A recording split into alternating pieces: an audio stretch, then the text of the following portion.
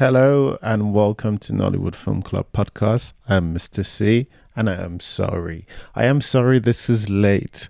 I don't know what happened with the processing of this particular space. This space has been problematic for a number of reasons, as you will hear.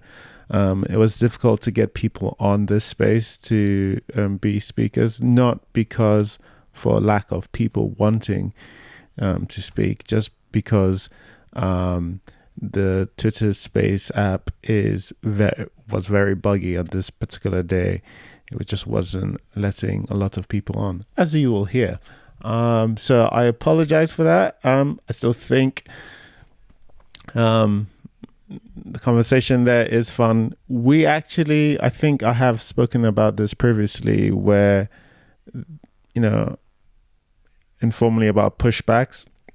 We legit have a segment for good, bad, and actual pushback before we do the summary. So I guess that's interesting. And the point isn't to go, your point isn't valid. It's just to, hey, I know you see this way, but maybe here's the way I saw it, or maybe you missed something out entirely. It's a combination of this kind of things. You can still feel however you feel about the film. Anyway, on the plus side of the space, it's keeping in theme with to our recent spaces that we've been having. I don't know whether I'm increasing it by staying on much longer, but yeah, this conversation is, if you could take one thing out from this film, it would increase it out by so much more. But I still did enjoy watching it, and I hope you enjoy listening to Nollywood Film Club discuss the trade. Okay. Anyway, welcome to Nollywood Film Club. We do discuss Nollywood movies every week, every Sunday, 6 p.m. Watts. Today we're discussing the trade. We'll do the good, we'll do the bad, and we'll discuss our overall summaries. Can you not interrupt? Can you not interrupt me when I'm doing the intro? Sorry, You do this do your all intro. the time. Start again. Go away. Start again. Today we're talking about the trade. And we'll start with the good. Vanessa, you are your first person here. Kick us off with all the things you liked about the trade, or not? Why did it seem like you were offended I was the first person here? Auntie Mr. C bigotry is not allowed. 30 seconds of your time. Go. Wow. Honestly, that won't even matter, because I guess my goods, the writing in this was good. Yes, the writing was good.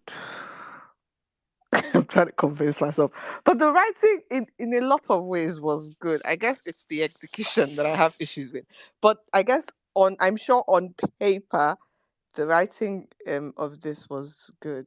What's another good that I have?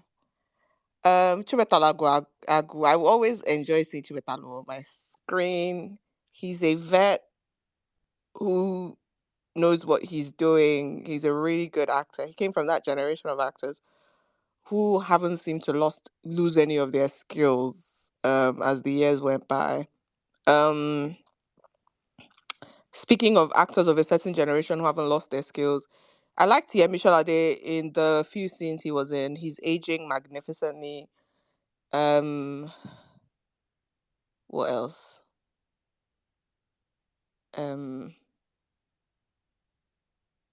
I don't really care about cinematography and all of that, but I guess for production value, I guess it was all right. But I think that's been established when it comes to projects that Jade Osiberu is involved in.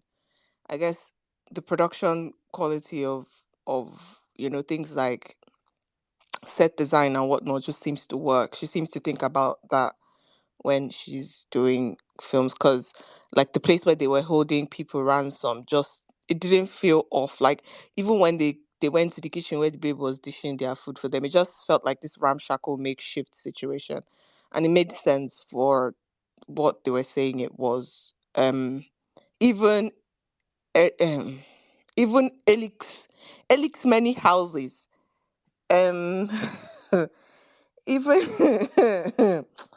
even Eric's many houses, the ones that he hid from the people who claim to know him but didn't really know him.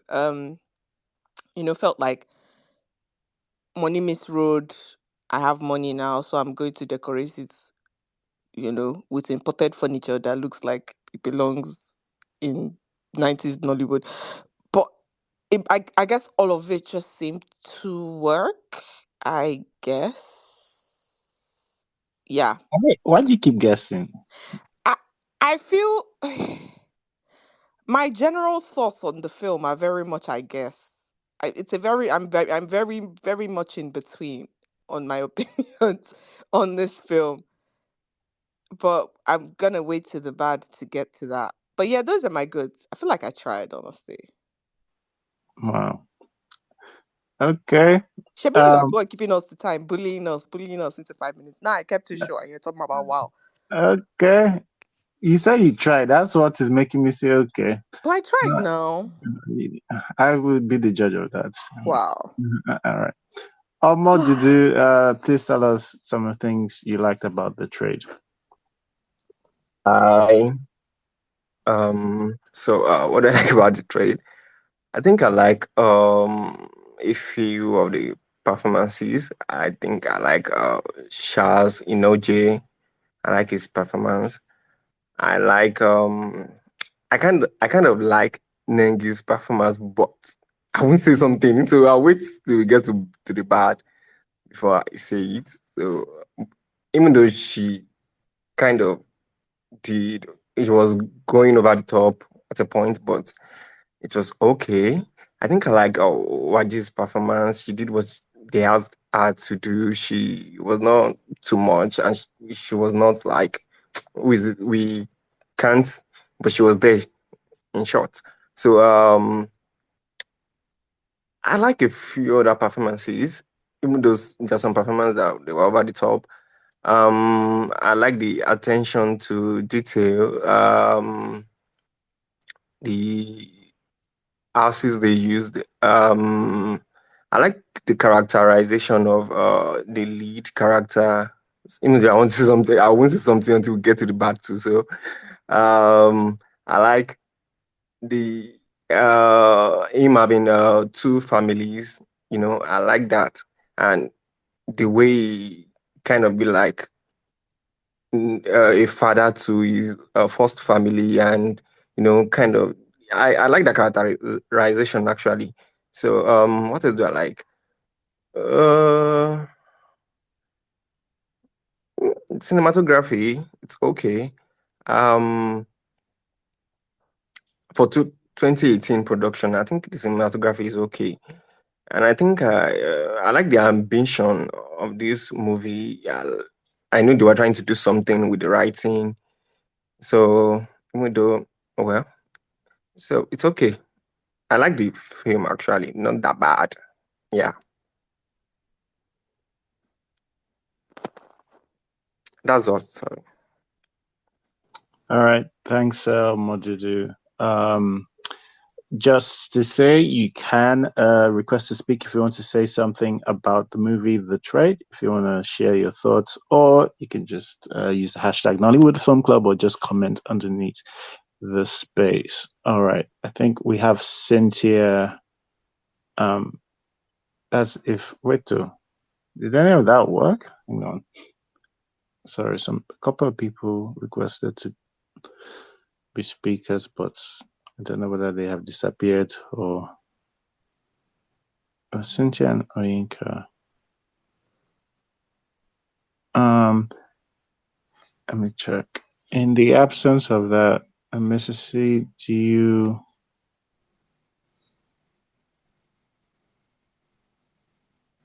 Okay, hang on. Small technical issues. Let's start you now. They say I've done something. Okay, Shagun, you're on. Can you hear us? Can hear us? Can you hear me? Okay. Please go on. Okay. I'd like to apologize. I'm nursing a flu, and then I watched Luther yesterday. So if my voice just trails up in some stupid accent, please forgive me. Okay.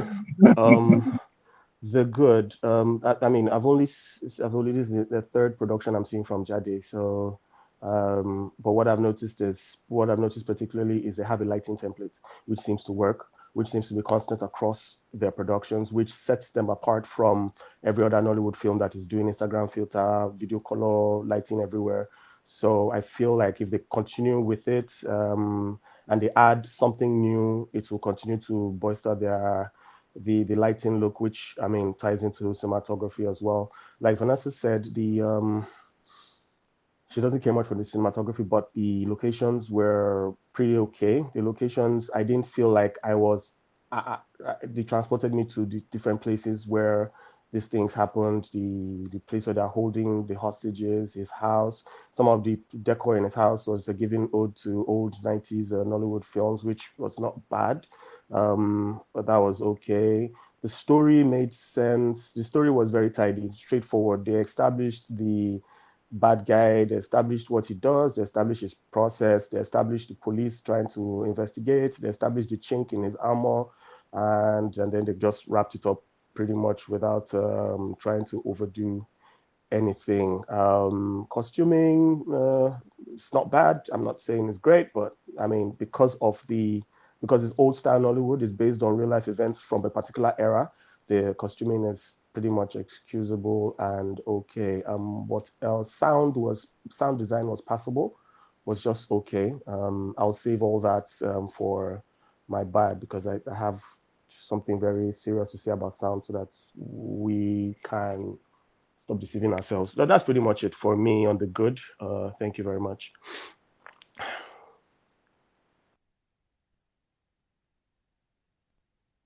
I'm done. Oh, thanks, Shagun. I don't know if Monika's back on. If she isn't, all right, okay. But yes, good notes on. I like they set up a lot in this where a lot of times we in our movies tend not to. But yes, they did set up a couple of chinks in his armor, or the things that later lead to his sort of eventual fall. Even with the betrayals, where the betrayals come from, and or where the people lapse in judgment comes from. All of that is actually well set up. So yeah, thanks for that. Let's see if Cynthia is part of the speakers now. Man, some people are just, I don't know what's going on with some people today. It's not working. I don't know whether you have too much hatred in your hearts. If you have too much hatred in your hearts, try getting rid of it and request to be a speaker again. I'm not sure. This I tried to let the hate out. But yeah, I don't know what's going on. This is so odd. Okay. All right. In the absence of that, guys, maybe try doing a restart of phone. I don't know if that works. It seems like Cynthia might have tried that. Sorry, Anika and Cynthia, I've tried to bring you up. For whatever reason, it's not working. I've even invited. Let me see if make co-host whether it will work. Okay, give that. Okay, again. Let's see. And then disappears. Let me see. Okay, it goes. Let's try. All right. Try for Cynthia as well. See. Cynthia has disappeared. I think she's restarting. All right. Okay. In the meantime, Mrs. C, do you want to say some of the things you liked about the trade? Yes. So one thing I did like is I think a lot of thought was put into God, I forgot his name. Blossom's character. Eric. Don't say leak. Sorry, I was mixing him up with the Kenne. A lot of thought was put into Eric's character. I like the dimorphism of the kidnapper, the violent kidnapper with the family man plus the two families, and giving the guy 15K to transport himself home after they drop him off. I enjoyed that. I mean, I like that they put like some thought into like him scoping out his kidnapping versus just grabbing people off the street. Having the collaborators, the account manager who will drop him information on, oh, this person, just came into a windfall. This is a great candidate. So yeah, I liked that. Yeah, I do think there was some good writing in this. Like Vanessa says, I don't know about the execution in a lot of places, but I think there was some good writing in this. There were some absolute bangers that made me laugh out loud. I can't remember them for the life of me, but I remember laughing. I think we watched this with people and they were entertained, and not in a so bad it's good way of being entertained. So I did like that. Yeah, I think that's about it. I think there was thought put into the he is our lead, right?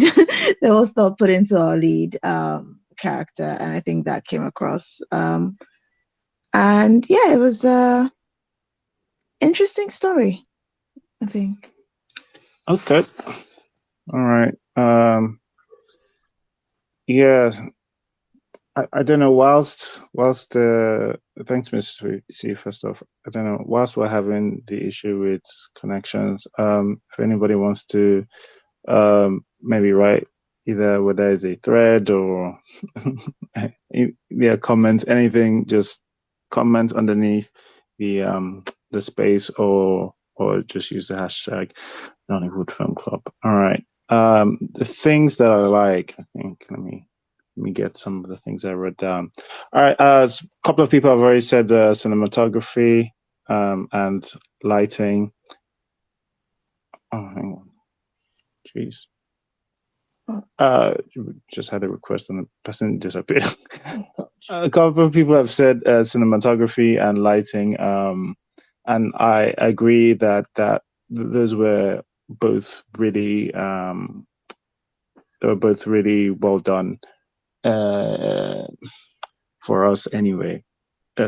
It's part of the better looking cinematography. I like the use of, actually really good use of an aerial shot, and it's not just, I mean, there are tons of establishing drone aerial shots with the drones, but there's also, I think it's they use it to show you they used it as part of the storytelling. It's to show you the placements with a couple of cars where they were in relation to the other. I thought that was really well done.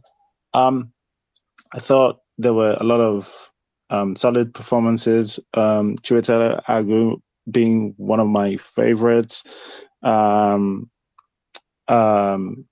I thought it was very funny as well.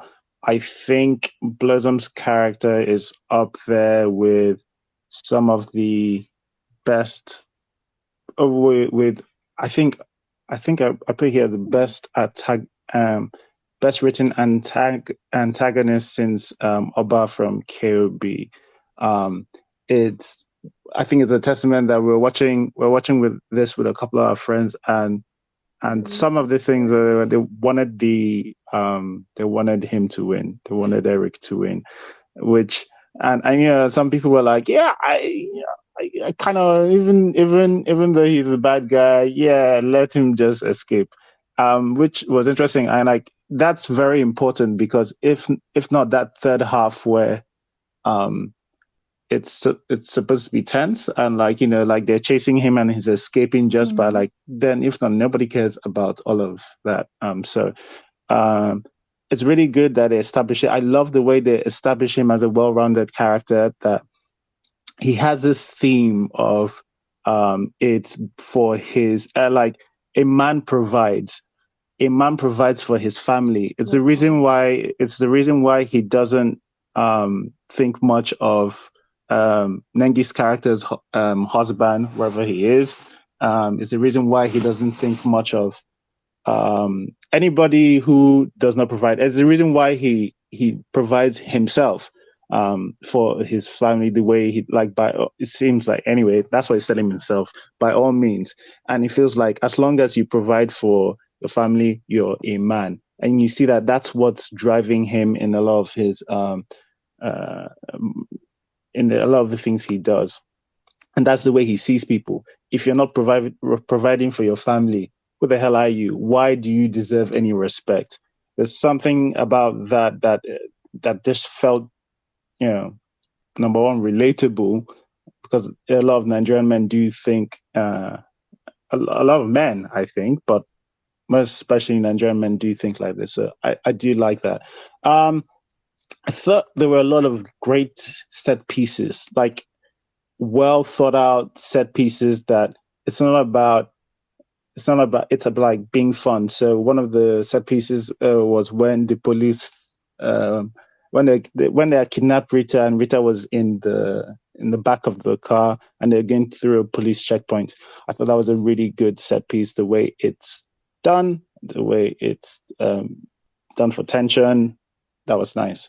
The car flip. Jade really likes her car flips. Nice to see that. I think I like this better than in Brotherhood. It's not it's not confused. In Brotherhood, I found that the car flip more confusing, and this seemed like just part of the a good part of the story. What else? The scope of this is huge. Like, it's trying to do so much, this movie, right? It has so many characters, and they don't feel like blood sisters. Hey, I'm just gonna poke my face, and it's not even shot like, oh, look at this. You remember this person? You know this person? Look, he's in this film. It knows, it has such a large, just so many people, even like going through the cast at the end. There's it was a lot to handle, and they really tried for the skill. Because I'm thinking in terms of skill, what's the thing that comes close to this? Maybe living in bondage, maybe Badamasi as well. But not many things have tried to work on this kind of skill. He obviously has his issues, but we'll come to that later. I liked the color grading as well. That I like that they use sort of different colors sometimes for different rooms. I like that tech room was green. It's very it's kind of very normal and to do things like that, but we often don't. So like Shagun said, not just do a filter and yes, this is the color grading we're having for all of the this is not we're having for all of the color grading we were having for all of the films. So that was nice to see. Okay, I think we have Anika. Oh God! I was going to say, please start speaking before it goes off. Okay, she's gone. All right. Okay, but we do have Aduke. Aduke, Aduke, I think this is Yemisi as well. All right, Yemisi, you were with us last time. I think you know how this was. We're talking about the good. Please tell us some of the things you liked about the trade. Right. First of all, I felt like this was a breath of fresh air for me.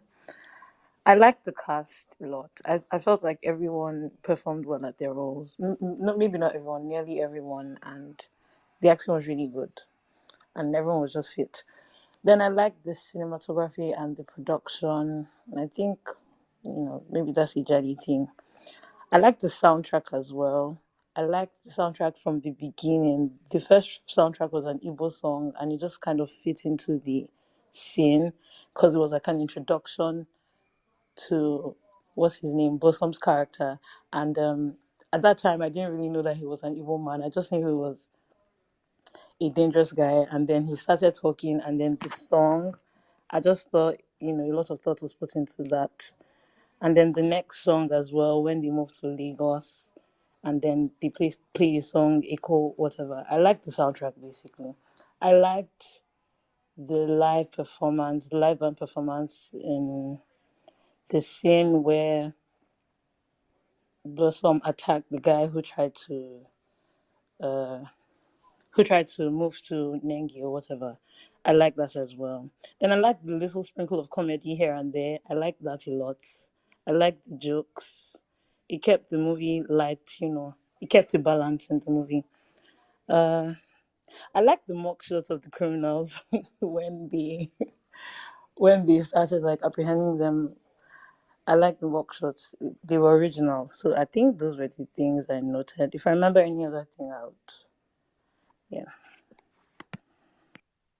Yeah, no, thanks, MSC. I also would add this film does have to do some world building. And I think it does. It does a good job of building the world that I buy into. I mean, I guess it's very close to real life and all of that. But even in that, you still have to make people buy into this world that you're trying to sell these characters in. So I like that happened. Oh, yeah, I still see that Spaces keeps on kicking some of our speakers out. I don't know why it's letting some people in and kicking some people out. I'm sorry for the people it's not letting in. I do hope you. Are you sure we'll not call Elon to these spaces to explain himself, because this is rubbish? As in, you should come and explain what's going Banner on. your voice.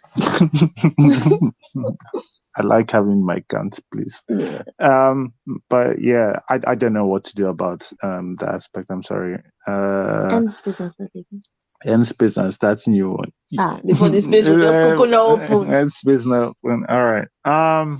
Okay. If is there any? Let me check if there's anything on the thread about. Okay, we don't have any additional comments, but if anybody later comes in, we'll do good and bad and whatever if it lets you guys in later. Right. Okay, so let's do the bad, the things we didn't enjoy. All right, Vanessa, if you want to start us. Yeah, before I start my bad, I forgot I had one good. It's very short. I was happy that Gideon Okeke was the only one who got away. Okay, now on to my bad. Yeah. I think the main one that stands out for me, and I'm sure it stood out for everybody, were the accents in this. I think it's completely unnecessary. And I feel like we've had this conversation so many times. And I know I don't know, something about it feels off bringing it up, especially given the current climate. But Nollywood has done this thing that perpetuates a stereotype of how Igbo people sound. And then this one decided to go the opposite direction, right? But still managed to do a horrible job by choosing another kind of Igbo accent with a factor with an R and R. See me now, I'm joining them. An L and R factor. And instead of treating it with nuance, they decided to stroke pretty much almost every character in that with that same paintbrush. Case in point, Chiweta Luago is in this film, a veteran Igbo man and an Igbo actor, and he sounded Igbo because he's an Igbo man without having to put on that ridiculous accent. So it's not necessary. And it genuinely made it hard for me to take anything they said seriously. Because all I could focus on was, what in God's name is this? And it's even more frustrating when an Igbo man like Blossom Chukwujeku would also participate in this tomfoolery. And you know what's even worse? If it's that he stayed in that accent throughout the entire film, I'll say, okay, commitment to a role that he's playing. Mbano. Blossom Chukwuchegu was slipping in and out of his accent. So why even do it in the first place? Why? Why do it in the first place? Ekene done the operate from, what is that? Why? is this somebody who I'm supposed to be scared of? Is this someone who is supposed to be this intimidating boss of a kidnapping syndicate? Like, what? And I don't know, man. The accents threw me off. Nengi Adoki doing it as well. Waje doing, and I think, I don't know, I felt it was a bit offensive to have non-Igbo people put on that already very offensive accent, in my opinion. I'm just gonna move on from the accents because I could speak on the accents throughout because I couldn't get past it. You know how sometimes you can tune out noise and just focus on specific things? I couldn't tune the accent out. It was very annoying. But I'm gonna move on to my next bad. I hate to be maybe the only dissenting voice in this. I don't think Blossom Chukwucheku was good in this. I actually think this was a very inconsistent performance from him. There are specific moments where, okay, I felt like, okay, yes, Blossom Chukwucheku is acting. But as a whole, this wasn't a good performance. There were certain faces that he was making. The one that really got to me, right? And I know it because I paused it and I was like, why? It was when he took Chimezie Imo's character to the hair salon to go and get an apprenticeship as they were scoping out the place where they were going to pick up Rita Dominic's character or whatever. And the camera pans, because there were a lot of close-up shots in this. The camera pans onto Blossom Chukwucheku's face, right? And it zooms in on his face. And he's making this face where it's like he's very obviously scoping out his surroundings. Sir, what happened to being covert? Like, the whole point of getting this boy to come here to be an apprentice is to covertly scope out this place. So why are you making it incredibly obvious that you're... I'm like, what is this performance? But I think the most egregious thing about this film is that it was slow as hell. The first and second acts were a drag. It Anything that happened in the third act. The first and second act were horrendous, in my opinion. And I don't know, which is weird because usually the first and second act were the ones where are the ones where Nollywood seems to do stuff and then everything falls apart in the third act. But apparently this was the reverse. And I don't know. The thing about it is, you know how I was complimenting the writing in the beginning, and everyone's spoken about how the character that Boson Chukwuchekwu is playing was well written, and there was so much whatever thought put into this character.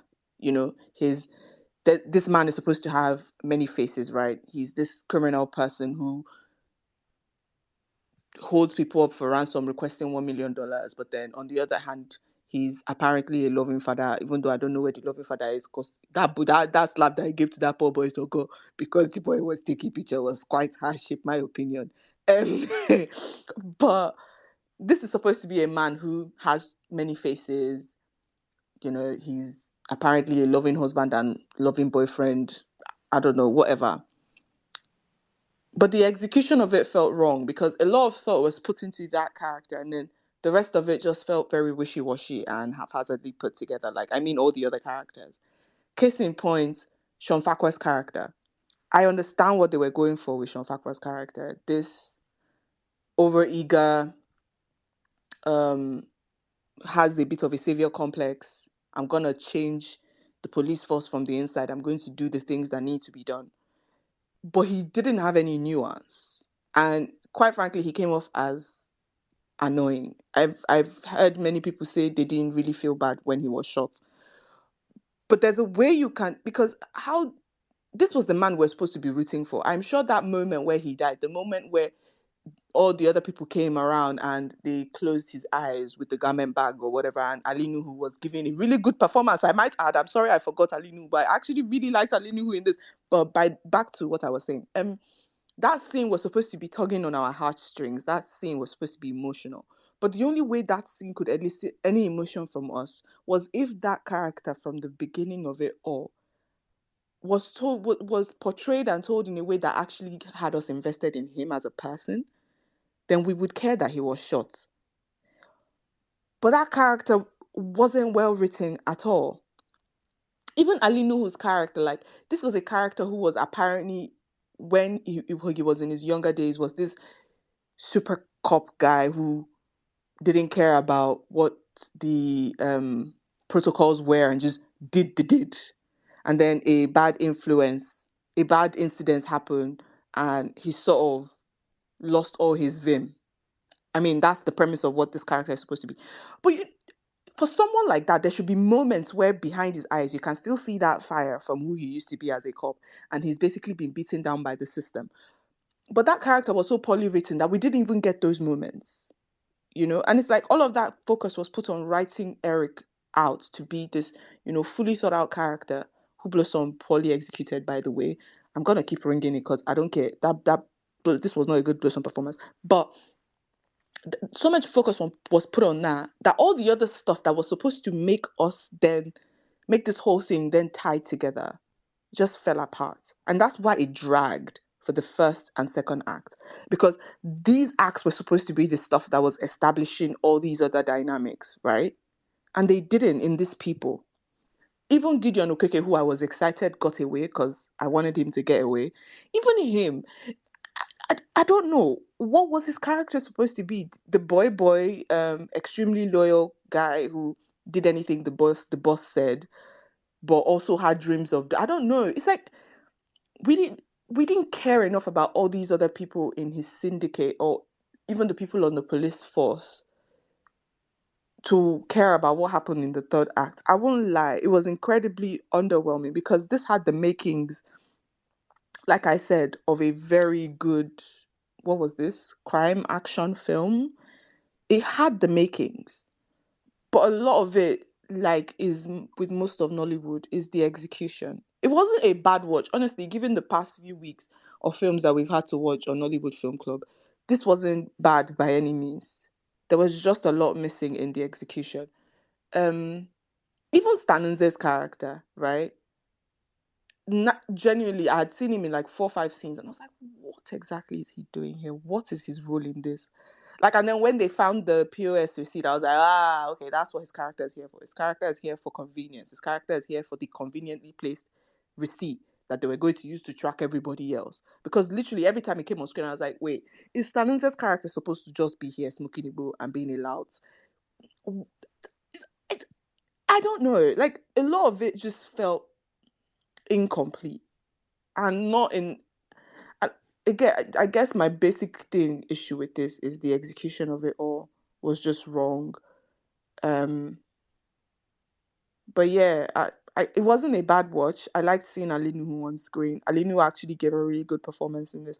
A lot of the times I'm like, what is Alinuhu doing on screen? But this was, I actually didn't mind Alinuhu in this. And this is coming from someone who's watched Alinuhu since I was a child, even on like Hollywood films. So it's like, I actually liked seeing Alinuhu on this. And he's also aging pretty well as well. I didn't know his skin is glowing. I'm sorry, these men are aging fantastically. But I guess it was nice to see people who I hadn't seen in a while. Even Get Out of Here, man. What's that his name? It was nice to see him, and he didn't put on the R and L accent. Like, they're Igbo men. Stanley is an Igbo man who doesn't have to do an accent, right? Just speak in the way you speak because you're an Igbo person. Like, what makes you Igbo is the fact that you're an Igbo man. So sound like that. Nollywood needs to stop this nonsense. But yeah, that's it. It was underwhelming because the execution was bad. All right. That was like 10 minutes. 20. Yay! I appreciate you. Oh, look at you. You didn't cut me off. Look at, I'm trying. Don't let him take credit. It's got the like 5 people here. Yeah, well, that's me saying me trying. All right. Yeah, loads of issues. You know what? Like, I guess because there's only like four or 5 or 6 of us here. We'll come to that.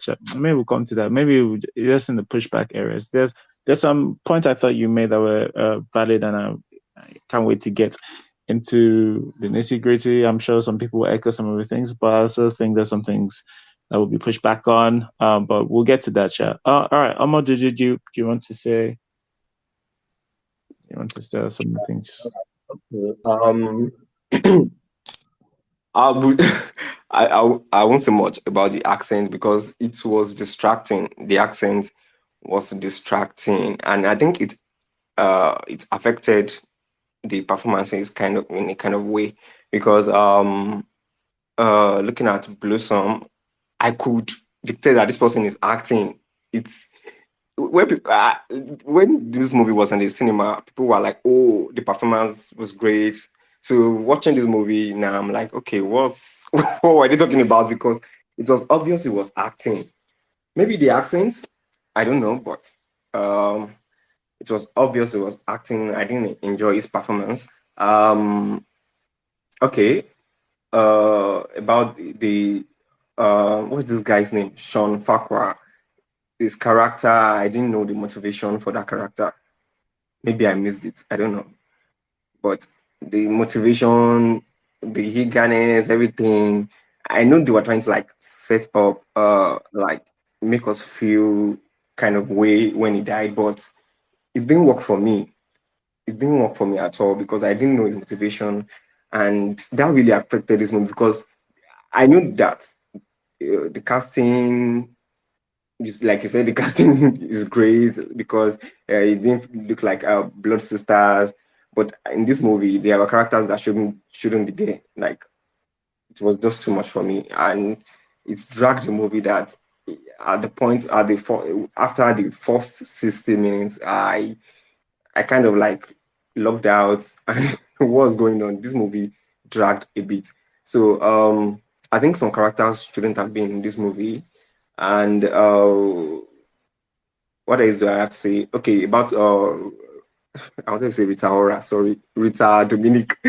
I think someone we Nollywood needs like, when you're I know they're trying to do a star uh kind of thing, but you could just have made maybe a C-list actor or B-list actor play that character because it's just like a waste of Rita Dominic for me because that character didn't have much going on, and the plot of her being a cheating on her husband, I was like, okay, what's the purpose of this plot? What is that plot doing in this movie? It didn't add anything to this movie actually. What else do I have to say? Okay, I've said some characters should not be in this movie. I think one thing I forgot to say this name. I kind of like the uh directing the it's because when I saw what is this guy's name? Denola Gray. This is the best performance I've seen from Denola Gray, even though it's kind of like summer, but this is the best performance because that moment he stepped out from the car and his leg was like kind of shaky. It's something that would happen from someone who has been blindfolded since and you know is stepping out again. So I kind of like that part. What else do I have to say? Okay, I think I would have if I start over again, I would start repeating what Vanessa had said, but this movie dragged a bit. I don't know, it didn't like meet up to the hype people were talking about. So that's all for me. All right, thanks, Omodudu. This, you know what? After everybody has a round here, we might start a fresh space for the people who, because a lot of people have just tried to come on, and this space is just not letting anybody come on at this point. But I guess stay tuned. let's go through these people that came here first. Maybe it's just early, the reward of being early. I don't know, Shai. It did let. Anyway, Shagun, please go on. What are the things you do not like about the trade? Can you hear me? Yes. Okay. I don't want to echo most of what Vanessa said. All the only thing I'll point out there is the accent. Yes, the accent was off-putting, but I think the accent was just to give it a comedic undertone and also appeal to a certain demographic, a pretty much street local demographic. So that's what I think about the accents. Sean Farquhar's role, again, I think his role was supposed to be that I too know I want to be everywhere. I've trained for this. I've waited all my life for this, and this is my moment to shine, type of thing. So when he died, I was like, haha. I think that's what they were trying to achieve for that character. Jade and her team, they strike me as people that listen. So I feel like a lot of feedback we give on this spaces, they will take and go back. For me, one of the things that irks me, especially on projects like this, is details. I was arguing with somebody yesterday. I said, after watching it, I tweeted, I said, why do we keep depicting the police stations like this? Why is it the same depiction of police stations over and over again, dilapidated, broken down, run down thing? And somebody said, hey, is that not how the police was? But I'm saying this movie also was doing contact tracing, was doing hacking, phone. So as in, where is that all that coming from? Because that whole IT room, and I'm very, very particular. I'm a stickler for details. There's even a movie called The Devil's in the Details. The details, I could see that room was just, in movies like this, you need to sit down. What are the things that appear on screen in a standard tech room for the police? Is it a search? Is it a search type of thing? There was just something going, system upgrade on the screen. I was just looping system upgrade, and then there was something else it was very funny and off-putting. If you're going to do things like this, sit down and do the research, create. It doesn't take anything. Give one developer 50K to just create a database where you can search, type in a search, and to bring up data, to bring up pictures, bring up different things. These are the little details that I feel like you should be spending money on, and I'm very it drives me crazy when they say we don't have the budget. Then another thing the major thing for me was sound. And I'll tell you why. Because sound ties into so many other things. And this is my problem with Nollywood. And it feels like Nollywood don't want to listen. When you are mixing audio for a film, is more intense than mixing a music album. And I'll briefly tell you why. When you're mixing audio for music, you, as a producer, you need to imagine a live band set. So the drums are here, the guitarist is on the left, the bassist is on the right, the kick drum is somewhere on the floor. So they have all these panning software, so you pan left and right.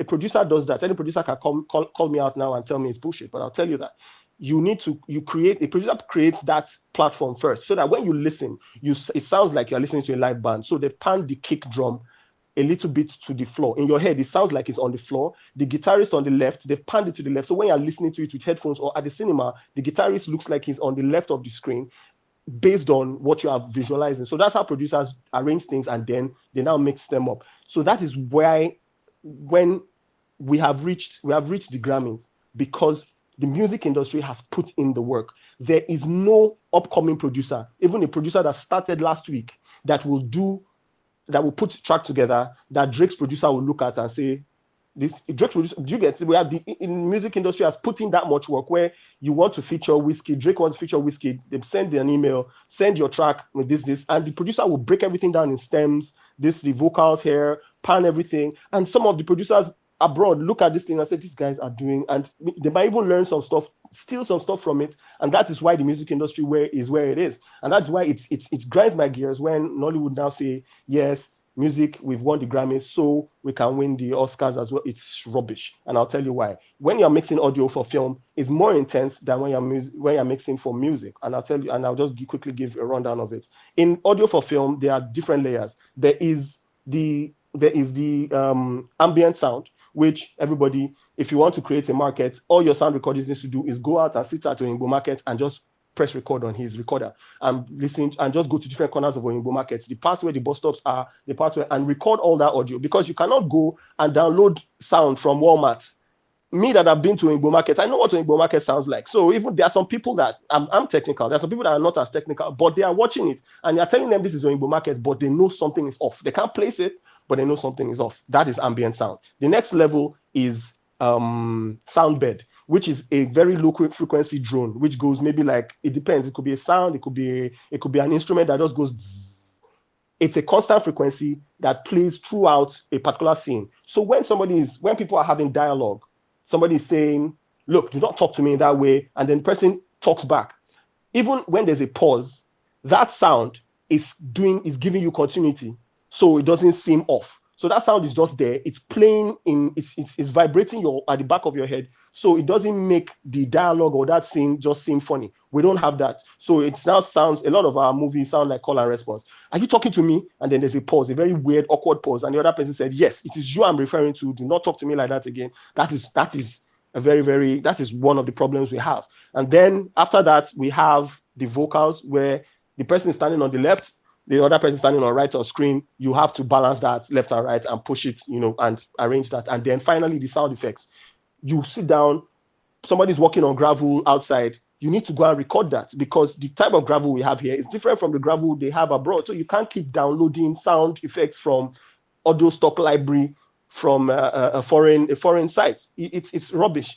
A lot of the cars like the I think that Sienna. I think there was a time they started the Sienna. It sounded like it's G-Wagon, which means they downloaded the generic audio thing. Those little details are things people look out for. And I'll tell you why this is dangerous. Hollywood is looking at us. Hollywood is listening to these things. Hollywood, there was music. Sonny and all of them were here in the 70s and we were doing great. And then when the government started moving mad, they left. But they are back because the music industry has put in the work. And now with Nollywood, we are making the same mistake. We are trapped in a loop. And the foreigners are going to come in. The way it's like oil. They come in, you people, okay, these people have oil, give them some refineries, give them some technology, let them fool around, kill them, corrupt everybody. But we take what we take and leave. And then when the government starts to move mad, we bounce. That is the same thing that is happening in Nollywood. They've seen oil, which is our viewership. They are giving you the platform. They've given you Netflix, they've given you Amazon. They're not telling you anything. Camera quality is nice. Geolocation, it's not like they're going to show most of all your stuff in any part of the world unless people search for it. So people are watching it, that's it. But when the government now starts to move mad and say, oh yeah, we want 50% of this, they will pull out and leave us stranded. That is what is going to happen if Nollywood doesn't step, because they are watching. And I'll tell you why they are watching. Because none of our Nollywood greats have done anything with Hollywood. Now, the people doing all the things I'm telling you, all the things I'm complaining about, they are kids, like the film critics boys and some other low-level people. They are doing it. Morgan Freeman is fucking with them. Pardon my French. Morgan Freeman is partnering with these kids. J.J. Abrams sent these kids equipment. These kids received this equipment and created a VFX short film where they received the equipment. Do you understand? So these guys are watching these kids and they're just waiting for these kids to be of signable age. And that is where Nollywood is going to start crashing, because everybody has gotten to a very high level where they are too big to do the small things. Do you understand? So that is why a lot of all these things, all these details and everything, you overlook them, because there's so much, there's big budget, you are doing producer, you are getting location and everything. So the little details, you get to a point where you can't fix them, and you know what, let it go like that, then go watch them like that. That's why I was very disappointed with a lot of things that went on with Shantytown. I was like, why will RMD look at this thing and say, do you get? So that's my point. And that's why I said audio is very, very key. Without audio, your film is shit. Because I watched this trade and then I watched Luther immediately after, and it was ridiculous. And I'll just point out one thing in closing. I'll point out one thing in Luther that stood out, that makes that would make you understand why audio is important. When they were looking for Luther's senior colleague, the elderly guy, Schenk, was talking to the police, was talking to the lady in charge, and he was whispering, he was saying, look, Luther if he doesn't want to be found, you can't find him unless blah, blah, blah, blah. But he was whispering, and I could hear him in the entire conversation. He was whispering to them, and we could hear everything. That whisper was ADR. You cannot, because the thing kills me when somebody says, no, you can record on set and we can clean it. And I'm like, what are you saying? You are recording something on set. You are using your magic plugin to clean noise from the audio, but the noise you are cleaning is also on the same frequency with the voice. That's why at the end of the day, your dialogue sounds like a bad iPhone, a bad AirPods. That's what happened in opening dialogue of The Wait. So that conversation, this guy was whispering, but they had taken the ADR. That whisper, they had put some bass in it, that put some other frequencies, boosted some things, and that is how intense audio for film is. And if we do not take it seriously, Nollywood is just right now we're just joking. All that the Oscars is rubbish. We're just joking, and that's my feedback. But as with this particular production, the audio was passable, but a lot of work needs to still be done. And I know that Jade's people are people that take feedback, and I'm sure they will improve on their next project. Thank you. All right. Thanks, Shagun. Yeah, I felt a lot. The sound is quite bad. Yeah, you can hear it. I don't know whether that rant you gave is just for me, and just because I know some people. I know not everybody that cares about things like this, but the point you made is, yeah, it makes sense in terms of if you do want to play on the global stage, like these aren't the things that will be missed. I mean, I know this, and I'm not. The only thing I do with sound is the small things that we do with YouTube and all of that. But like, I'm not a sound person, so I probably should not be picking up on sound issues in our movies. But yes, we do have this issue of over. I know what I mean, the funny thing is, like, I know some of these mistakes because I made them myself when I started earlier on.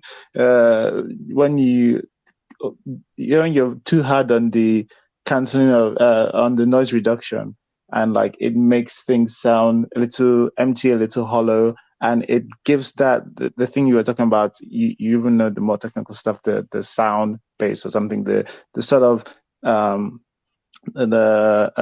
noise that is always constantly in the background. But when you do too much noise canceling, what happens is that it kills it in between, and that space goes away. And then when somebody starts talking again, it comes back in, and it can be odd and distracting. And that on the international stage is it's just And just to add, what really kills me is the fact that because they do not want to do ADR and they want to stick with the audio they record on set, they can't act properly. So I want to do a sexy scene with somebody. I can't rub on her lace or whatever she's wearing because it will make noise on the mic. So I can't even do that properly. I want to choke somebody. I can't do that because the mic is just below the neck. So the thing looks weird. Then fight scenes and all that, people cannot act properly. And that is what Hollywood is looking at.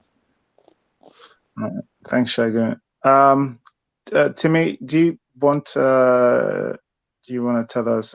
I don't know how you snuck in through Elon's machine. Of a lot of people have been getting kicked out. You seem to have made it.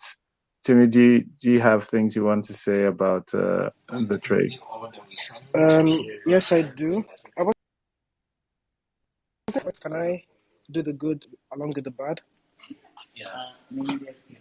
Yeah, you can do both. How much time do I have? Just like there's only like 5 or 6 of us here, so just Okay. if you start talking too long, I will share. But just speak. All right. Okay. So first things first, I really liked how the film started with the opening shot. But I'll just give this first that the goods that I'm about to mention, some of them have commas in them, and I think I'll just expand on that when I get to the bad. So first, I liked the opening shot. I like the fact that the film didn't waste our time with a lot of things. It got right into the action. I really like that because a lot of Nollywood films, it starts slow, that whole type of thing. But the film knew that it was going to be a fast-paced film, and it was a fast-paced film right from the start. Okay, then what else did I like? I also like the fact that the film showed the diversity of Nigeria in a way that I've really never seen before. I saw them depicting Muslims praying in a mosque, and it just hits me that, damn, I've actually never seen this in a mainstream Nollywood film before. So I was really impressed with that, especially with the whole Hausa accent thingy. We don't really see a lot of our northern brothers in a lot of Nollywood films, except, the common Ali Nuhu and Rahma Sadau. But yeah, that was really nice to see. I also like the fact that the film doesn't explicitly tell us that Eric is a kidnapper. but they allow us to experience the fact that he's a kidnapper. I don't know if that makes sense. Like, they show us his operations, they show us how he launders his money, they show us everything about Eric being a kidnapper without telling it to our face that, okay, oh, this guy is a kidnapper. The film also had really impressive locations. I liked the locations. They were raw. It was Lagos, but it's not like the typical Lagos that we get to see. It was Lagos, but it was Lagos that kind of helped move the story forward because the locations felt very authentic for the type of story that they wanted to tell. Also, Eric is the type of character that I can call the duality of man, yin yang. The fact that he's a kidnapper, but this guy still goes back home to, his wife and his kids. And I mean, he is a kidnapper, but he's still a good father. He's still a good parent. He still tries to have like a fatherly relation with his kids, despite the fact that he's a kidnapper. So that kind of, I don't know, let's say irony. I really like that. It kind of gave some sort of nuance to Eric's character, which I liked. Also, I realized that, more like I read that Jade was the person who wrote and directed the film, and it actually made sense because when I was watching the film, it felt like the director knew the story in and out. The shots that she decided to use in some scenes, the way she just decided to tell the story, it felt like, yes, she knew the script, she understood the script. So seeing that she was the one who wrote the script and directed it makes perfect sense. I also feel like in the film, the tension was built up nicely. The film also had humorous moments, and the humorous moments, they were, all I say, they were sprinkled across the film. It wasn't too much. It was just right to not, take the film away from the dark, tense, thrilling, moments. Um, what else? What else? What else? Even though like this type of films, we know how they go, we know the stories, how they will end, how predictable it can be. It was still very fulfilling to watch it to the end. It was very satisfying to watch it. Like I watched the film till the end, and I wasn't regretting. I wasn't like, okay, what was the point of watching the whole film? It felt, it was a very satisfying ending. Also liked how they showed us how they portrayed the Nigerian police without um, avoiding the obvious truths that surround the Nigerian police force. So even though like they, showed us the Nigerian police force in a good light, they also didn't, forget to show us the other side of the Nigerian police force that a lot of we Nigerians get to experience and we complain about. So I guess that'll be all my good. And now for the bad, the audio. I just got on the space, but I'm very sure that the audio issue has been overflogged. I was watching this film with headphones and I was kind of confused. I had to like connect and disconnect like 3, 4 times to ensure that it was the actual audio that I was listening to. Because I know that, yes, Nigerian films, the audio quality can be bad, but this one, it was really, really, I don't say really, really bad. I just feel like it wasn't mixed well. A lot of things weren't done well because I kept on hearing a lot of the dialogue, a lot of the sounds from one ear of my headphones, while the other ear was empty. I really don't know how to explain it, but yeah, I don't talk a lot about the audio because I'm very sure that has been talked about. Also, the Igbo accent, the whole R and L factor thing, I feel it was forced and it wasn't consistent among the characters. Also, the character of Rita Dominic. The character of Rita Dominic was not well utilized. I feel like she could have played a much more vital role in the film, especially with the way the accountant, that scene with the accountant and um, Blossom Chukwejuku, when the accountant was, telling us about Rita Dominic's character, I don't really remember her name, but when he was mentioning Rita Dominic's character, I kind of got a feeling that, okay, maybe she would play a much more vital role in the film. Maybe she would because she was also on the poster of the film, so I expected a lot more with her character. The scene where Rita Dominic was kidnapped, it wasn't well executed. It felt a bit messy, and there was also this shot of when they shot the police. There was like this very blatant editing error that just took me out. I was like, what the fuck? What else? Some parts of the film felt missing.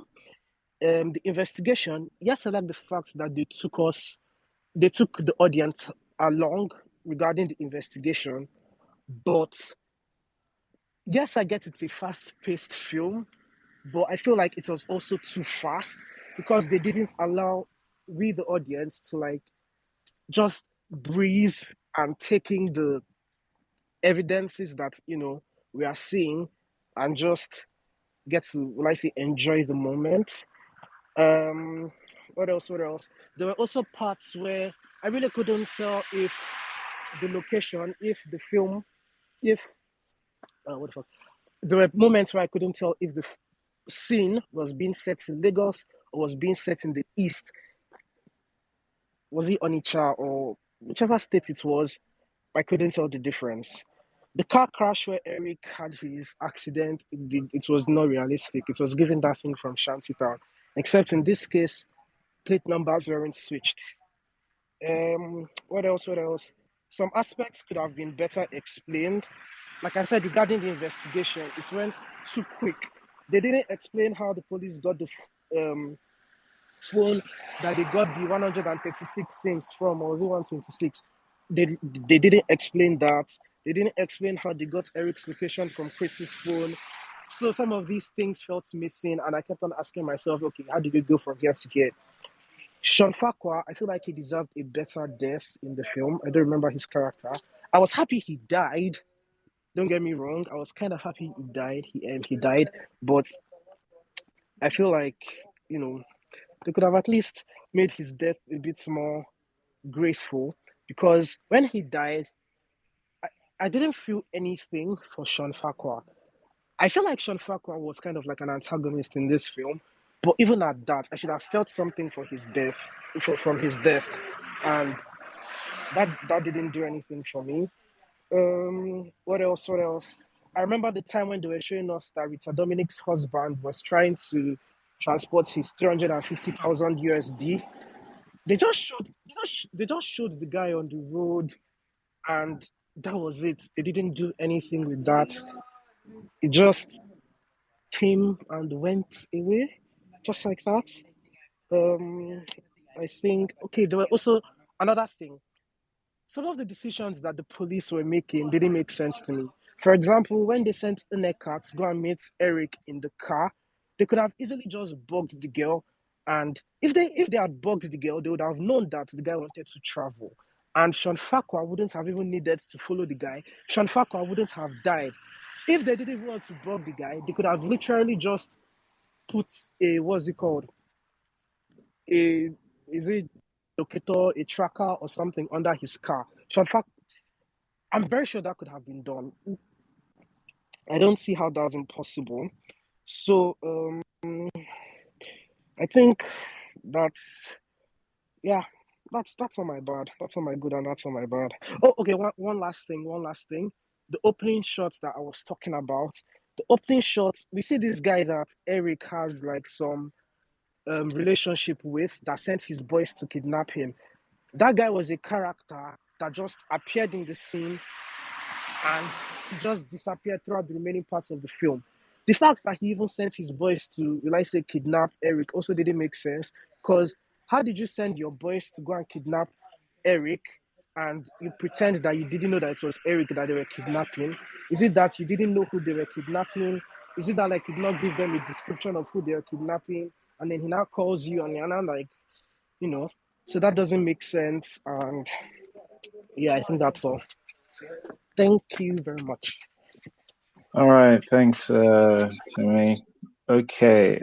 The amount of people who have either not missed Sean Farquhar's death or have been happy that he died, I wonder if no, I just feel like maybe the point was, well, we'll make him, I think, a little bit annoying, but I think he went overboard, because I didn't want anybody to die in a film where there were kidnappers and potential rapists more than this guy. This guy was just so annoying, and when he died, I was like, nah. Then when he got shot, I was thinking, nah, Nollywood wouldn't give me this kind of joy. They will not give me this kind of joy. And then the next scene, they were zipping men up in a bag, and I was so happy.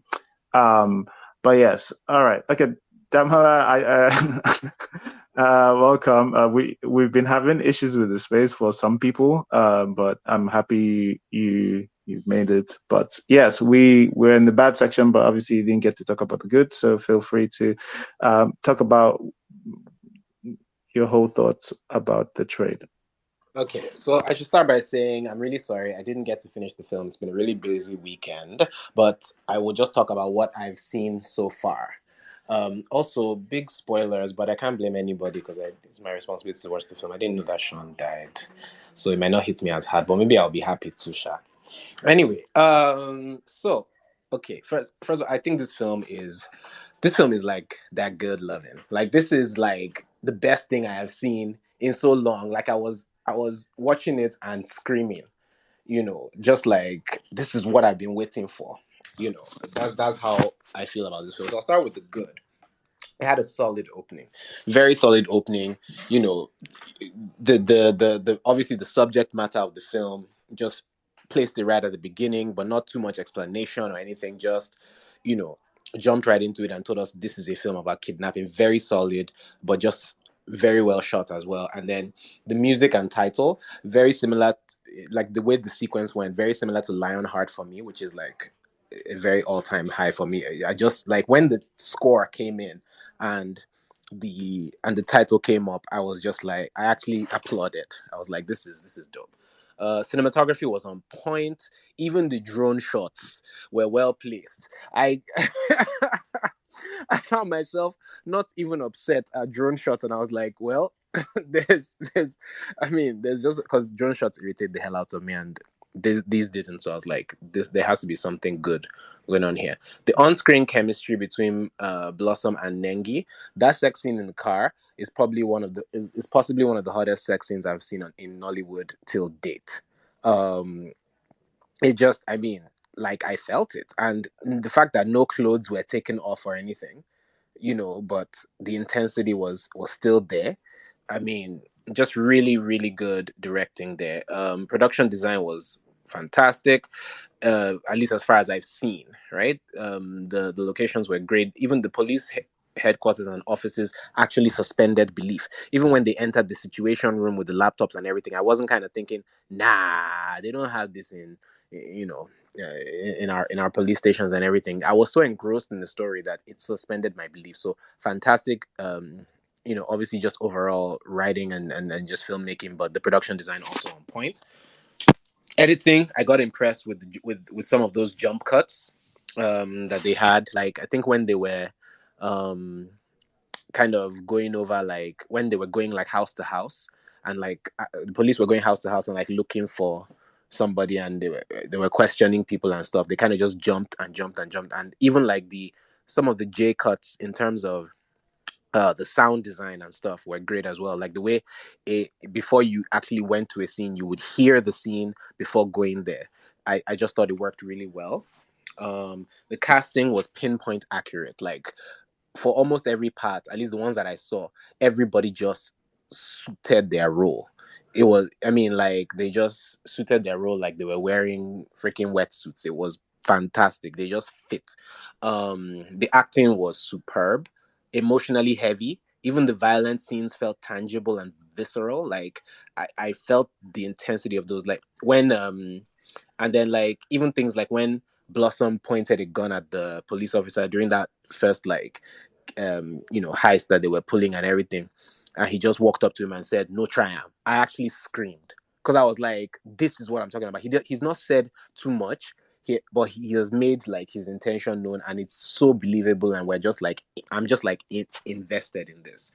I think Stan Nze and Gideon Okeje bodied their roles completely, and so did Nengi. Like, just I mean, they like I don't know, I just loved watching them. Chiwetel Agu is one of the goats. He is one of the few vets that I think his craft is like actually evident, and his caliber isn't even like really that contingent upon like his legacy status. Like he's obviously from old Nollywood and has made a name for himself there, but I think that he has, and I would really love to sit down with him and talk to him, about acting craft, because I just feel like he seems to have mastered it. He's always natural and believable and not forcing himself into the role, never indicating, just always, just gliding, through the role every time, and always believable no matter what it is. It doesn't matter whether he's a ritual killer, whether he's involved with a kidnapping gang, whether he's just somebody's uncle, whether it does not matter. He just falls in, and it's so natural. It's great to see. The writing was fantastic. Exposition through character, as opposed to like dialogue. Very early on, like Sean Fakwa just walked in and put his chewing gum in the door sill, and you just knew this guy's a scumbag. Like, he's eager and stuff and a little nervous, but he's also just, he cuts corners, and the fact that you guys are telling me that everyone is saying now that they were happy that he died just means that obviously as the thing went on, that character was, kind of expressed more and more. But just with that little action of him taking gum out of his mouth and sticking it in the corner of the door sill just tells you everything you need to know about this guy. So that's screenwriting like at its peak, I think. I already talked about the sound design, but I'll just mention that like the music, when they tried to build tension with like percussive music with like drums and stuff, it was great, and it actually built the tension really well. And also, like, they were not afraid of silence. There were a lot of pregnant pauses and just people not feeling like they had to say something in the moment. I guess kudos would also go to the editor for and the director, because I'm guessing Jade would also have had a hands-on approach in terms of her edits and stuff like that. But just being able to kind of space out the shots and not have people necessarily talking for the sake of talking, just brilliant. So that's all my good. In terms of the bad, I wouldn't even say, like, so far what I've seen, I don't have any real bads. What I have are just mainly creative preferences, and so I just feel like there are some things that could have been pushed more and done better, but I wouldn't even say that they're bad. So the Igbo accents, I wasn't a fan of, to be honest. I just think that it's particularly for Blossom, I think that they should have taken a different approach. Blossom is already Igbo. I've heard him speak before. I've met him. I don't think he has like a strong Igbo accent, but I feel like that could have been calibrated a bit more. It just felt a bit too indicative and just like put on. So it took me out a few times. But there were actually a few times that it went. He seemed to be able to measure it and scale it back slightly, and it worked really well. So, like, just to, as a point of reference, like, Chiwetel Agu's accent was fantastic. Blossoms I didn't love so much. Then I think the opening could have been even quieter than it was. Like, there could have been even less talking, and they could have done a lot more just exposition through people's actions and stuff, and just made it. I don't know. It just could have been quieter. Like, there was a lot of dialogue in the beginning, which was fine. I loved it, but I just think that if they had gone a different way and just made it like, just had things happen with much less talking. I'll give an example. Like, just having them stop him, kidnap him not saying anything, and then him just saying like a couple of lines of just like, "You guys are this guy's boys, Abby. Call him. I want to talk to him." And then them looking at each other like, "Are we going to do it?" And then maybe him just saying, "Call him," I said, and then somebody does it. But just less dialogue than that, I think, could have worked better in those scenes. The cinematography could have been pushed even further in some scenes, I think. Like, there was scene, like a lot of the dialogue scenes. Well, I guess dialogue scenes are never really, there's not a lot of fancy stuff you can do there. But like, even just conversation scenes, like with Ali Nuhu and his boss, when they were talking in the conference room and he was telling him how, we need to act now, we need to, get involved in this investigation, blah, blah, blah. Like, I feel like there's some slow zooms that they could have used, some dollies and stuff, just to kind of accentuate the emotions that were being transferred between the two characters.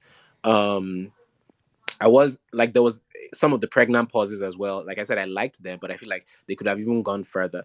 A good example is when Dinola said "fucking bastards" and his uncle coughed because he wasn't expecting him to swear, and there was a pause there. But I feel like the pause could have, they didn't need to like start talking right away. Like they could have just, it could have been really awkward for them, and I feel we would have appreciated the awkwardness of this young guy just swearing all of a sudden, and his uncle being like, oh wow, like this boy has really been through it. He's now swearing.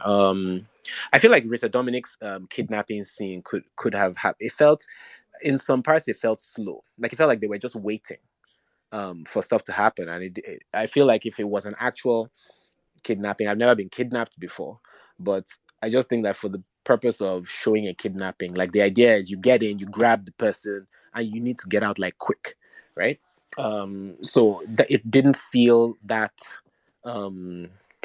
fast when the actual kidnapping took. I'm not talking about when they were waiting for her and stuff like that, but when the actual kidnapping happened, I felt like it could have been done faster. That's more like just the cutting and stuff, just to show that it was very sort of pam pam pam and out and they go. And yeah, just tension. There was a police checkpoint scene that I watched, and I just felt like the tension could have been pushed even further there, because like the policeman kind of leaned into the car and they were hiding stuff. And oh wow, wait, hold on. Sorry, am I still on? Yeah. Oh my god, sorry, I heard a beep on my phone. I was like, have I just been talking to myself this whole time? No. So anyway, yeah, that scene, like in my head, it's kind of like when you want to build tension, I feel like you build it gradually, right? So something goes wrong, you solve it, then something else goes wrong. That scene felt more like something went wrong, they kind of waited, and then the policeman just kind of said, okay, yeah, we're all good. So I feel like that could have been pushed even further. Like maybe they, something went wrong, he checked the car, then as he was about to walk away, maybe he heard something else and he came back, and that would have built the tension, I think, a bit more for us. But all in all, like from what I've seen so far, I think Jade is doing really great work. I think she absolutely shines, and she does her best work when she's in the driver's seat. So writing and directing this, she should really do more of it, because she has a very firm understanding, I think, of storytelling. And she's very balanced in the way she does it. So she's giving us stuff that isn't necessarily, there's art in there, but it's also not boring and too and esoteric. Like it's very relatable, and we can all just kind of sit around and admire the beautiful shots and great dialogue, but also just enjoy a good story. Last thing I want to say is, like, another bit that I loved was when Blossom shot the police officer, like where he drew his gun and there was no pause there. Like he didn't even hesitate.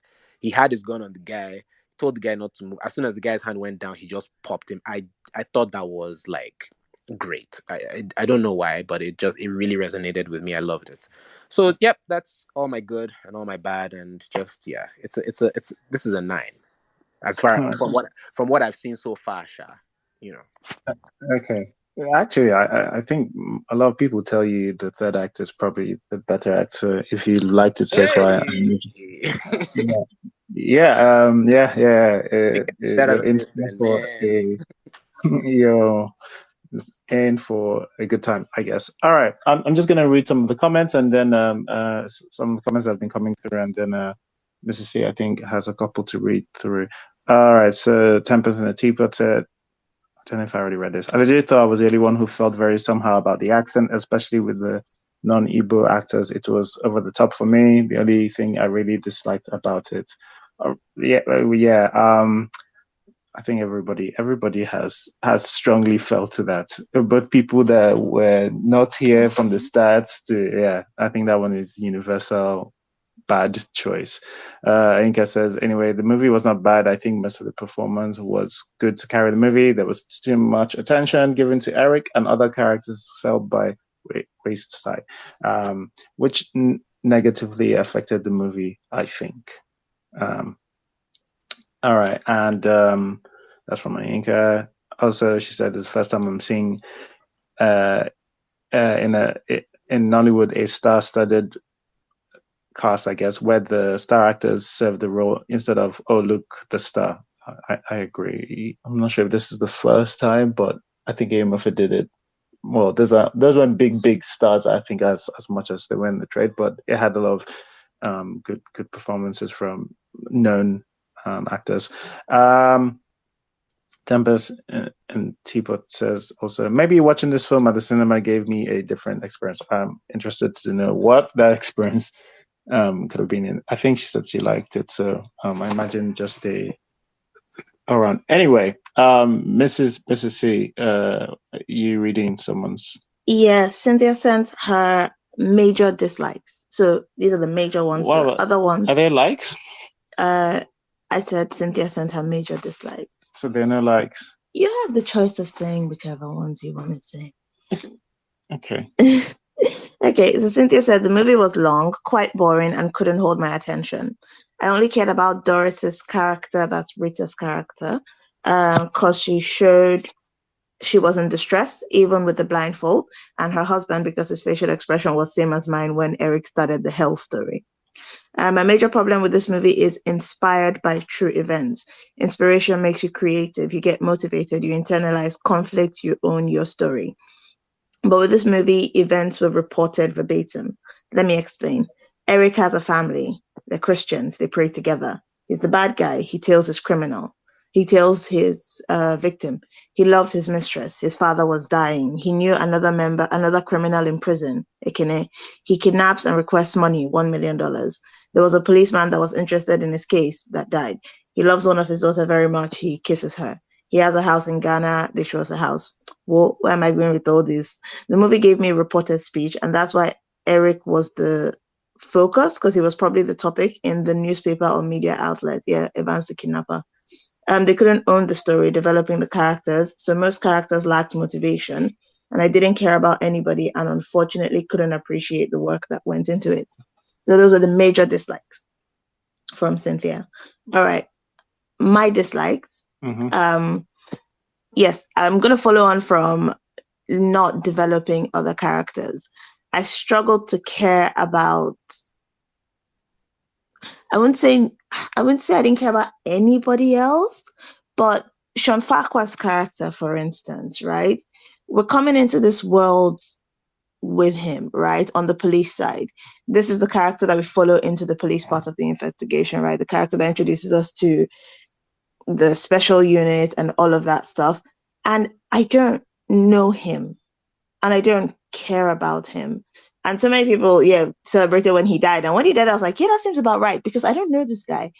And it's just, he comes in, he's, eager, and then he's passionate and yelling, and let's catch this guy now. And I don't understand how we got from point A to point B and how we got to this extra passion for this guy. I don't know this guy. I don't know why he's doing this and he's doing all this yelling, and why is he pointing guns at people in the interrogation. There was just so much nothing to the character that I don't know what he was doing there.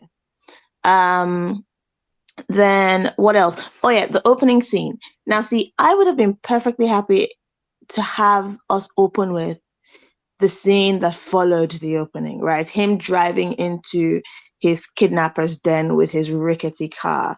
He has a conversation with that guy outside. They point out Stanley's new character. He comes in, he has this chat with the guy, drops him off with the victim, drops him off, gives him the money, for transport. And then he drives to his nice house with his nice car and his nice family.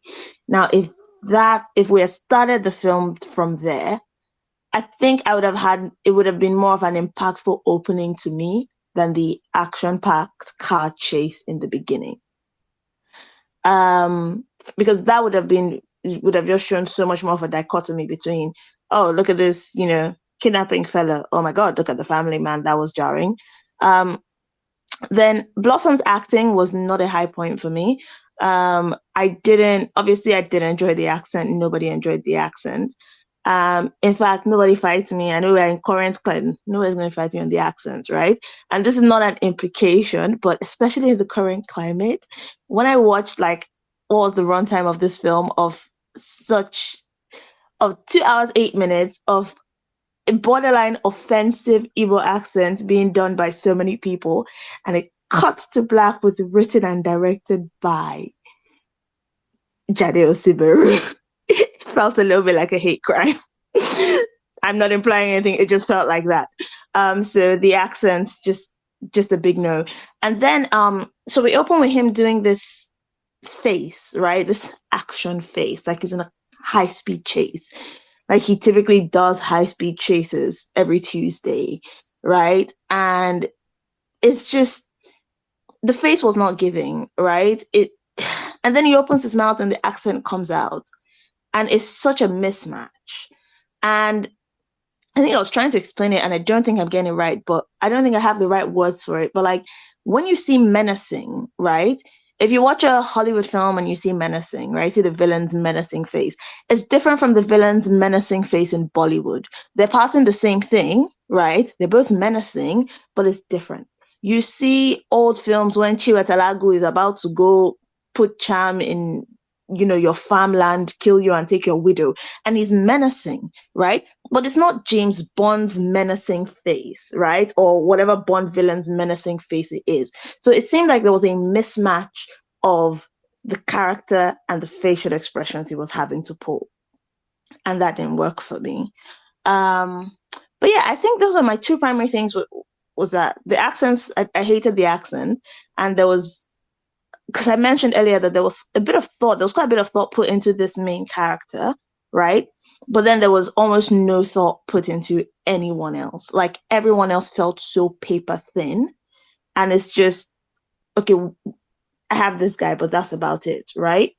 I feel like there was so much more that could have been done with this film. 2 hours, 8 minutes is still pretty long. I feel like there was so much more that could have been done with this film. This is, I can't think of any films off the top of my head, but like, it's not, we've seen this happen, right? We've seen the villain doing their thing and we've seen the policeman that is chasing them. And it's this little cat and mouse game they have going, and we have the clues and they're trailing them and all that. And it forms quite an interesting dynamic. And because there was no development on the policeman's side, right? We didn't get to have that dynamic, that interesting dynamic of, the chase of, oh, we're rooting for this person, but we're also rooting for this person. And how are they going to do it? And are they so clear? It just didn't happen. And then it seemed like things started moving really fast from the point they found the receipt, the POS receipt, right? And I feel like that was the movie, right? That chase, that escape, like that was the film, and that could have had so much more flesh, if that made sense. But yeah, overall.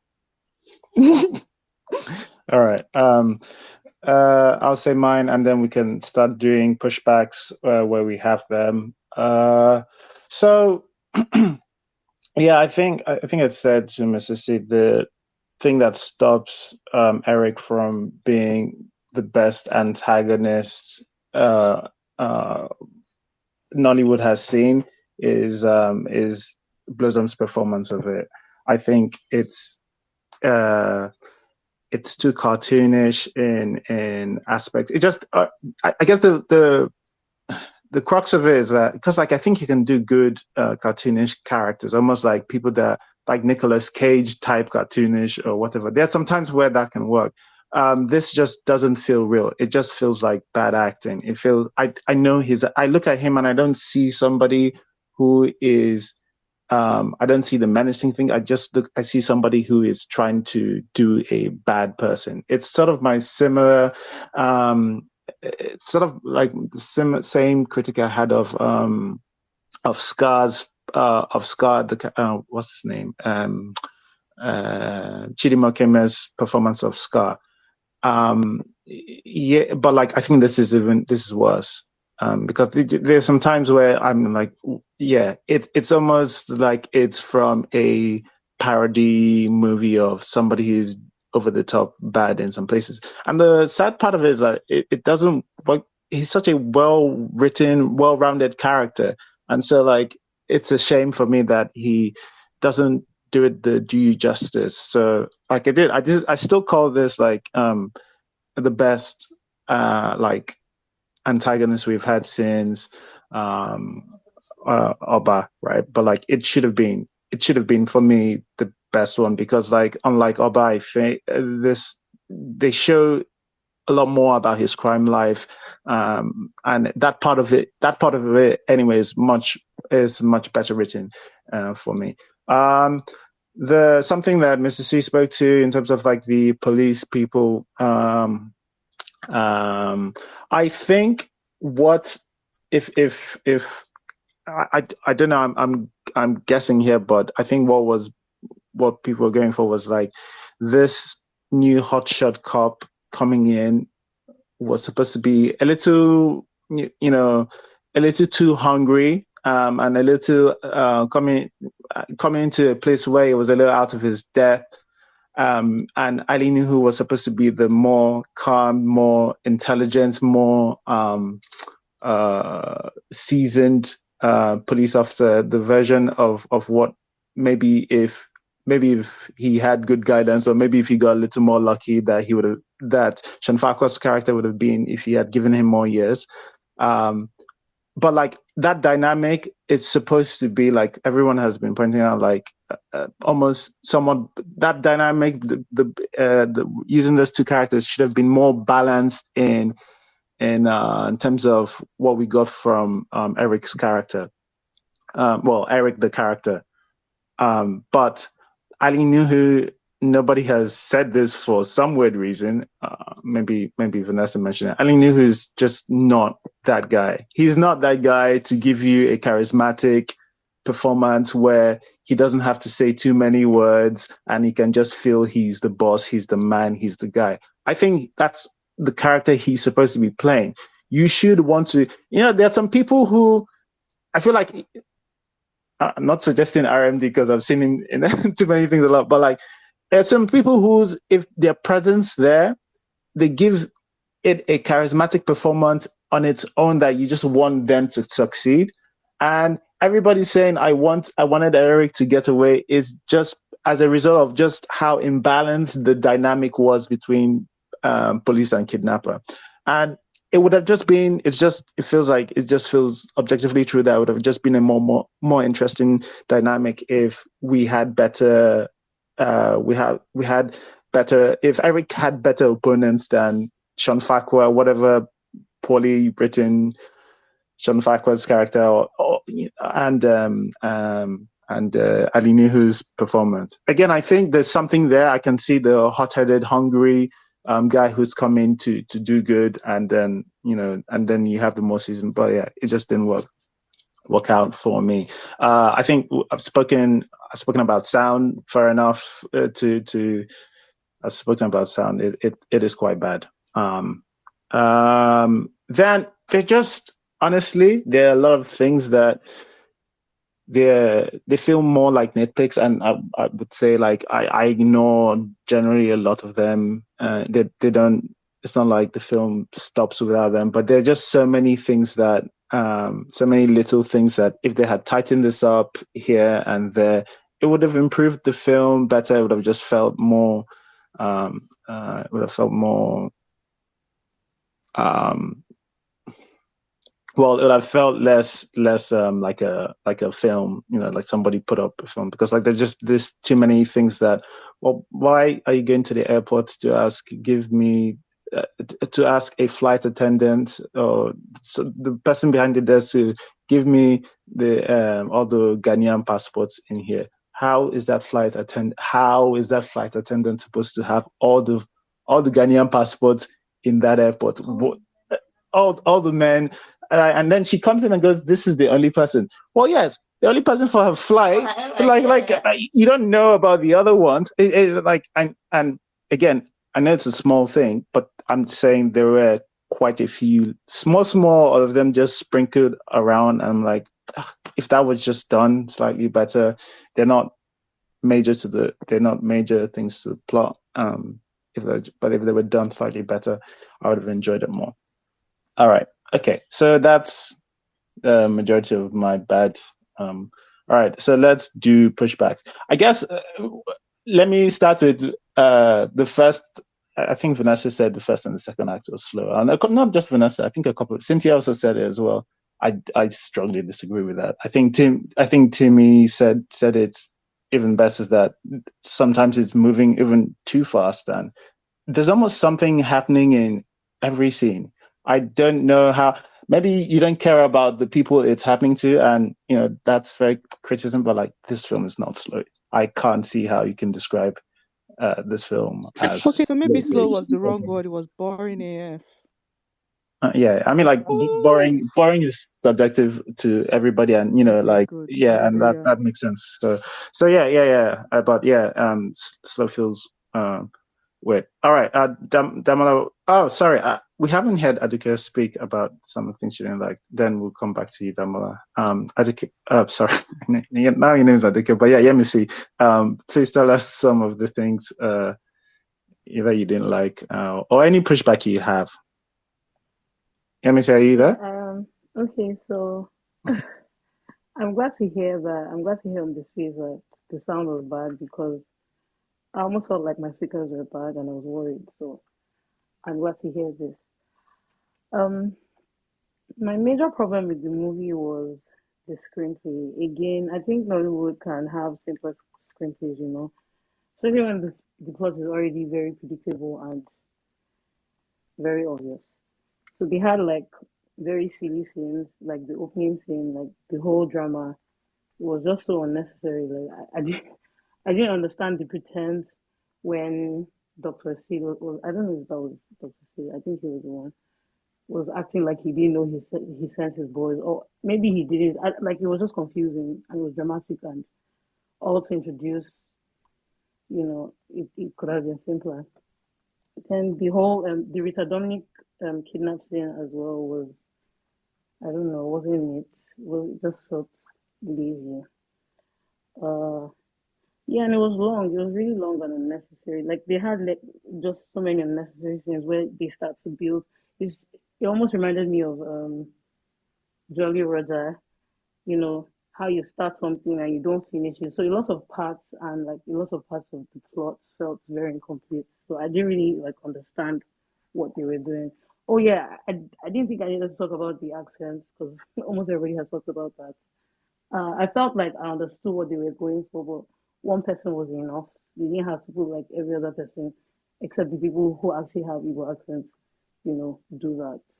And it was very long and overflowed, and it was distracting as well. Yeah. What else did I not like? Yeah, I just felt like they didn't finesse a lot of scenes and they were unnecessary. Like they could have just kept it shorter and simpler. You already knew where it was going. Yeah, that's it.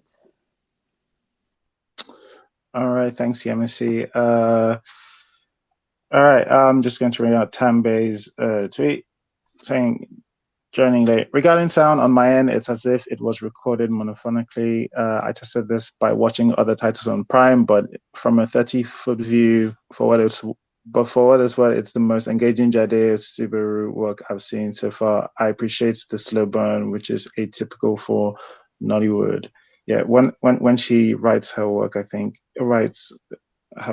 and directs, I think that's the best version of Jade you get. She loves her set pieces. I do appreciate that. And I think other people do set pieces, but like it's her one that I never think of.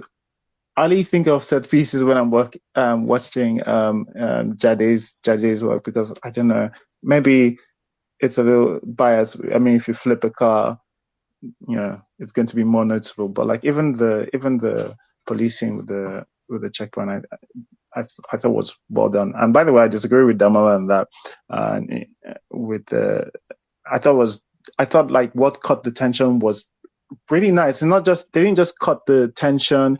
They didn't just solve the issue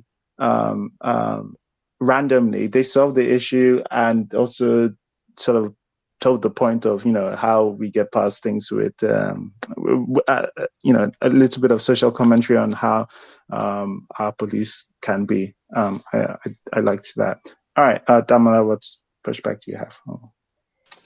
Okay, so first of all, before I go into my pushback, I just want to ask Mr. and Mrs. C, please, when are we getting more videos? Because I think you've starved us long enough.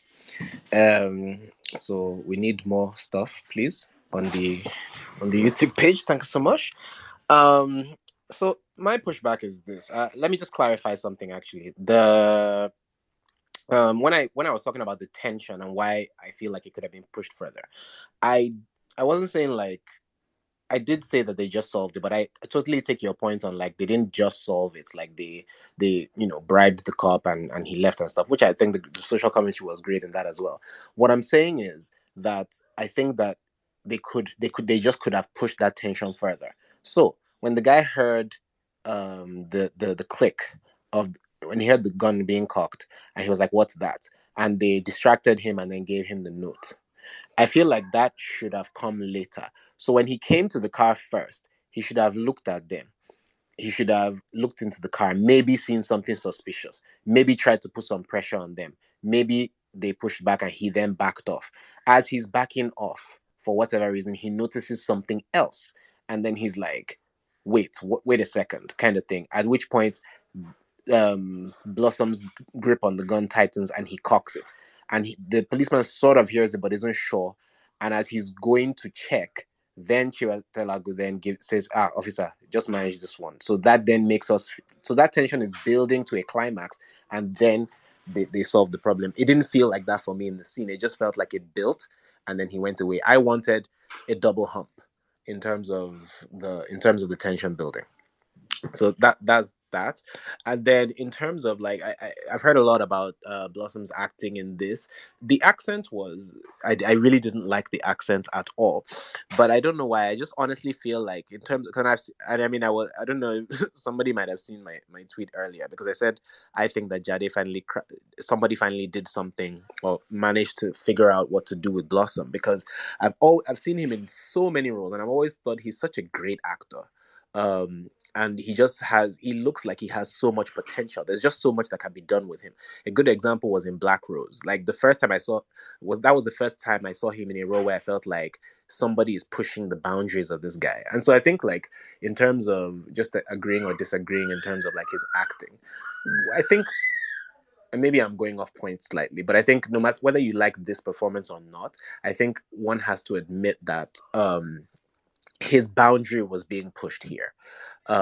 It's very, very atypical for him. It's not a role that I think we've ever seen him really do before. And I think for the most part, I think he actually did pretty well. I just think that if he had figured out, I think there was some, I don't know, I wasn't in the room when, Jade was giving him instructions and stuff, but I think that maybe some more like some deeper discussions needed to be had with him in terms of just intentions for his character for each scene, not just for the whole film, right? So for each scene, what is his intention? What is he trying to achieve? And then kind of examining that and going deep with it, especially because like a lot of people said, like not only was he in the lead role, but a lot of this story kind of revolved around him. And even as far as I've seen, like you guys are right, like the other characters are not really being given a lot to do and there's not a lot about them.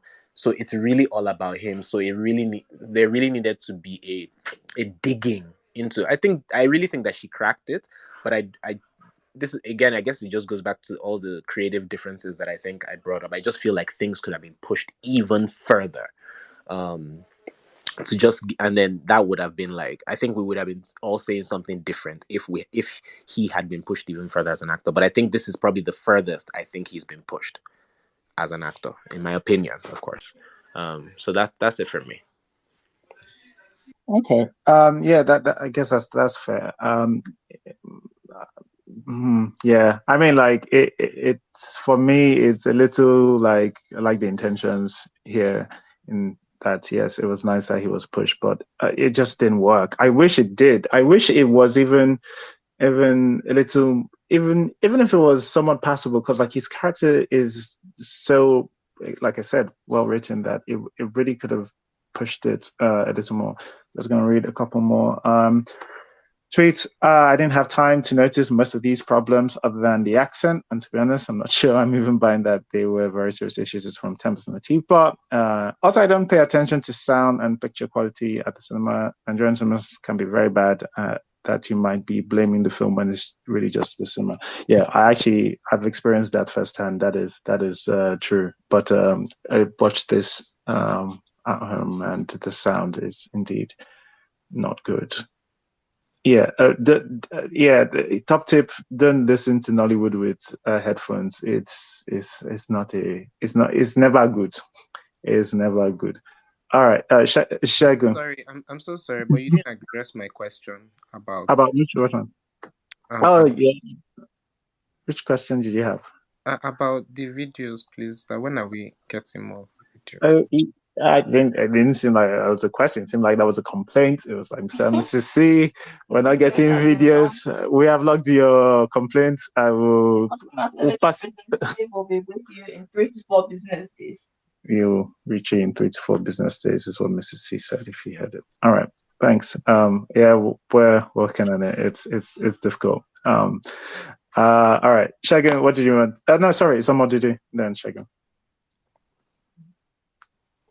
Okay, this is not a pushback, but I kind of feel like this movie is stereotypical in a way, like because the accent and track, it felt kind of like I'm not evil, but I kind of felt offended when I was watching it. Like, okay, this kind of puts the whole how would I say, the whole ethnicity in, like, stereotype them in that kind of business, So I felt that kind of way, but I don't know. I don't know if Igbo people are offended by it, but I just feel that this movie is stereotypical, and I don't want to use a word, but that's how I feel about this movie. All right. Thanks so much, Juju. All right, Shagun, what did you want to add? I just wanted to add to my details rant. When the car flipped, you noticed that he was not upside down. He just came out of the car like you would do a normal vehicle. He just climbed out of it. That was off-putting, but I guess the flip in itself was so exciting, people didn't notice, which is fine. It's passable, but I want them to just look into that. And then, my God, assault rifles. The police were carrying out all assault rifles, loaded assault rifles, weigh 4 to 5 kilograms. That didn't look like those guys were carrying some cardboard thing, and that too was off-putting for someone like me that watches. I watch war films, I play Call of Duty, I play a lot of all these games, so that thing is a big. It stood out for me because I'm looking at the arm robbers in the car chase, and you're holding an assault rifle to your face, and you're shooting something that has that kind of recoil, and it's on your, it's in just in front of your face, and you're holding it like some paper thing. That's another thing that they need to get into. Even if you cannot get access to proper assault rifles to let actors know what it really feels like, the whole recoil and everything, even if you cannot do that, there are ways you can make these prop guns as heavy as standard. If you make them as heavy as standard rifles are, people that act and play these roles will carry these rifles in the proper way. They just look like they were holding paper guns and pointing it with one hand. You're holding an assault rifle that weighs 5 kilograms, and you're pointing it and waving it in the air like it's a glow stick at a concert. That's just what I wanted to add as far as details are concerned. Okay. Cool. We'll go into the summaries now. I mean, I'm obviously going to say this in the summaries, but I have to mention that because I didn't mention my good, I really enjoyed watching this for the most parts. There are certainly issues it has, but I do have to mention that I was getting some of the yelling at the screen, like favorably, like in Dama, like just when you exclaim. I was watching with people, and it was it's not one of those settings where you pick up a lot of nuances, to be honest. Yeah, it's not. Oh, I can't remember if I mentioned this in my bad. Did I mention the production being over processed? But sound, and there are a couple of people with like halos around them because I don't know whether they just brightened. I guess they must have just brightened the area around them. But yeah, it was just people walking around with halos. I can't remember if I said that. If not, yeah, that's definitely there. But yeah, I did enjoy it. But yeah, having said that, let's move into the summaries. All right, let's start with Vanessa. Okay, so I guess I liked seeing certain Nollywood veterans in their element. The restraint with which they performed was incredibly evident, especially given a bunch of other exaggerated performances in this. I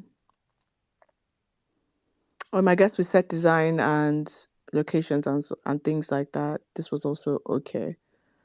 Um, but overall, I thought this was a bit of a drag. Um, I had no emotional connection to any of the characters in this, so this had no um impact for me. It was I literally just watched this and I went into a nap because I felt nothing mainly for any of the characters. But given the past couple weeks of releases on streaming that we've had, this honestly isn't a bad watch in comparison. So I wouldn't say I would not recommend it. I guess watch it and make your own opinion. I'm sure people like people will enjoy it. I mean, Damola is a huge fan, so I'm sure people will enjoy it. It just wasn't for me. Okay. I think Omar did your next summary. Well, I think I would say this movie is okay, not bad, but I don't think it's what the hype people were giving it when it was in the cinema. I really don't think so. But it's okay considering what we've been fed for like a few months ago. So I think it's okay film for Nollywood. So I would recommend it. I will tell people to watch it. Yeah, it's okay. All right. Thanks, Montudu. I think Shagun. Yes. No, sorry. I enjoyed it. I would recommend it. I would watch it again with people. I don't think I'll watch it again on my own. I'll watch it again with people. I would totally recommend it. It's an easy watch. Yeah, they did good. Looking forward to more to better productions from them. I mean, yeah, pretty much. Thank you, Shagun. I think is Adekaya. Okay. Yeah, Missy, please. Give us a quick summary. MSC, are you there? All right. If not, Yes, I am. okay. All right. Okay. Please give us a quick summary. Yeah, I think I said most of it really. It wasn't a bad watch at all. It's the best thing I've seen in a while from Nollywood on any of the platforms, in fact. So yeah, it's just the screenplay for me that I didn't like, and not the production, the sound. I didn't like that. Also, I liked the acting. I felt like they did the best they could with the script that they had, and the direction that they had. I felt like they did the best. Oh, I don't think I mentioned that I didn't like Nengi's character in the movie. I didn't like her. Yeah, I didn't like that at all. So I forgot to mention that. But overall, it wasn't bad. It was okay. All right. Thanks, MSC. Timmy. Emeka, please. What did Timmy say?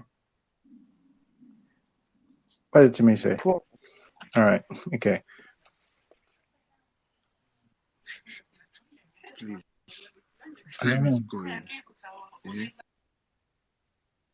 All right. Damala, do you want to do your summary? Jade is here. Oh, she was here. She left. What the hell? Oh God. Sorry. Sorry, Star Trek for a second. I don't really have a summary. I mean, the thing is, I haven't finished it, so it's a little hard for me to give a summary. But everything I've seen so far, I really liked, and I do take a lot of the points that have been raised. I actually think that there's a lot of right things that have been said in terms of the things that people didn't like, because I'm playing the things back in my head and just kind of like, okay, yeah, you're right about that. I think there is definitely something to be said for the fact that I've come across a lot of content that I did not enjoy at all, and this is the first time it feels like an oasis in the desert, just because I think a lot was done right. There are definitely things that could improve, and I think I highlighted a lot of them, as many of them as I could, but definitely would recommend this. And right now there's on Netflix, there may be 3 things. Oh no, this is on Prime, sorry, but there's probably, like, in the last year there's been maybe 2 things that I would definitely recommend to people. Juju Stories is one, and this is the second. So Oh wow, okay. All right. Mrs. C, do you have quick? Honestly, I would recommend this. It was a nice change of pace from all the atrocities we've had to suffer through. I mean, except the accent. You know what? It's a bit of a hard recommend, because if you can tune out the accents, right? Maybe, but it carries on for so much of it that, yeah, improvement on a lot of stuff we have to watch, but I will not be watching again, to be honest. I enjoyed watching this a lot. It has many issues, as has been discussed. One thing I guess is worth noting is that I don't know anything about what's going on in the background, but I think it's notable that Jade has not promoted this as for a film that she wrote and directed. I know she's not the sole producer. I think somebody else has. This isn't her company. She has a production company, so this isn't straight from a production company, and she hasn't been promoting this. And I think usually when that happens is because there's a riff in creative differences, as I think it's sorry, not necessarily, but I don't want to interrupt you. Sorry, but not necessarily. Really? Is that? But except, like, if this is someone who doesn't do promotion, like if it's somebody, if it's let me just briefly explain. I'm sorry if this is like patronizing or condescending or anything. It's just because I work in distribution, I have a little bit of an inkling into this. So, you may be right. I'm not disputing the fact that you could be right, but the thing is, don't forget that this is she wrote and directed it, but she has a slate deal right now with Prime. So they're pretty much taking everything that she's making right now, which means that the promotion of the film is no longer really.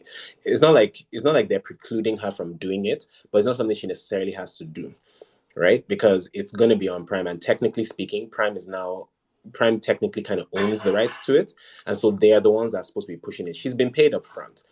There's nothing to be gained from her promoting it. Really, they've bought a slate of 7 or however many films from her.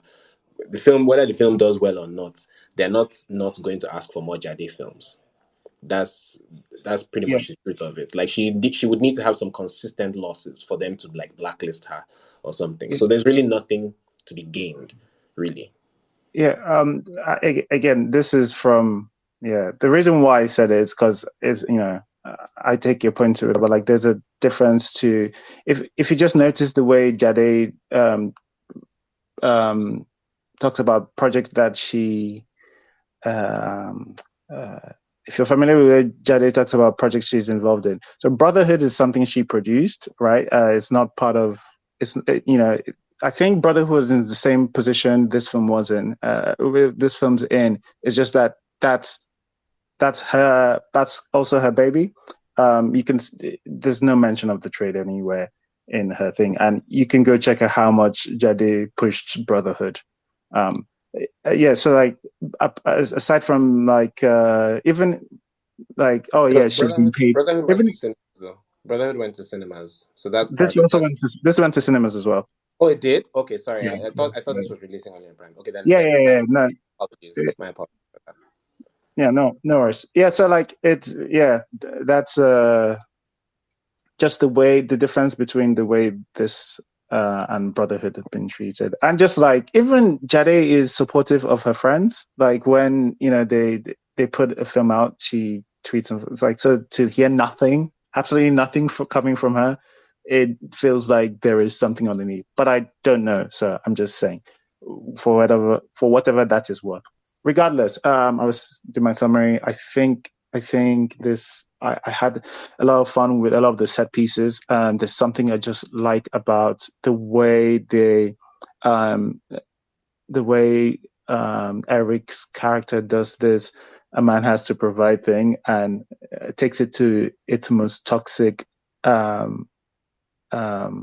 takes it to the most toxic side, and I like that. That's what's driving him. And they're fun set pieces in it. But like, yes, the movie has a lot of problems. Again, I'm on. A lot of people said like meeting an oasis in the middle of the desert is probably a fair way to describe some of these things. But yeah, that's my summary. Is I enjoyed it. But it's definitely has a lot of issues. All right. Okay, that's us for this week.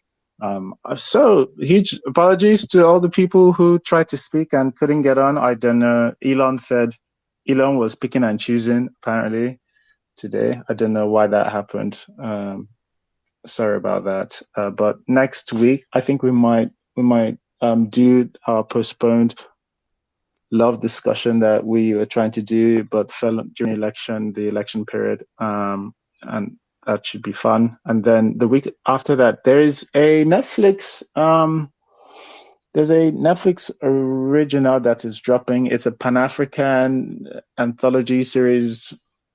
I'm really looking forward to, with a bunch of different countries, African countries putting up short stories to make this film. I'm trying to remember the name. I've forgotten the name, but we'll talk about it in the week after that. But I'm looking forward to that. I will put up a poll. Please feel free to vote whether you enjoyed the trade. It's part of our new NFC score thing. That I'm just whatever thing, but just a way for me to just quickly test the temperature of like what people thought about it generally. All right, but thanks a lot for all the people who spoke and contributed. Thanks for the people who listened. I hope we see you next week. Thanks for coming on. Bye-bye. Thanks for listening to the episode. If you enjoyed listening and would like to join live, just follow us on Twitter at IrokoCritic and join us every Sunday 6 p.m. West African time on our spaces.